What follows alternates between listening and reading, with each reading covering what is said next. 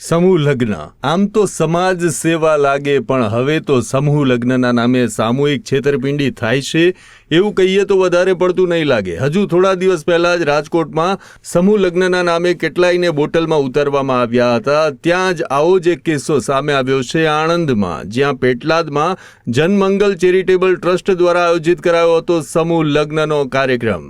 પેટલાદ પાલિકા કોમ્યુનિટી હોલમાં સમૂહ લગ્નનું આયોજન હતું, જેમાં કુલ 7 દંપતી લગ્નના બંધનમાં બંધાવાના હતા અને દરેક પાસેથી લેવાયા હતા 21,000 રૂપિયા. પણ આ 21,000 લઈ ના તો કરિયાવરની વસ્તુ આપવામાં આવી કે ના તો જમવાની કોઈ વ્યવસ્થા કરવામાં આવી, જેના કારણે વર અને કન્યા પક્ષના લોકો રોષે ભરાઈ ગયા હતા અને આ સમગ્ર મામલો પહોંચ્યો પોલીસ મથકે, જે બાદ પેટલાદ પોલીસે વિપુલ સોલંકી નામના એક આયોજકની અટકાયત કરી છે. આમ પહેલા રાજકોટમાં અને હવે પેટલાદમાં સમૂહ લગ્નના નામે છેતરપિંડી કરવામાં આવી છે, ત્યારે હવે જરૂરિયાતમંદ લોકો સમૂહ લગ્નમાં ભાગ લેતા પહેલા પણ 100 વખત વિચાર કરશે.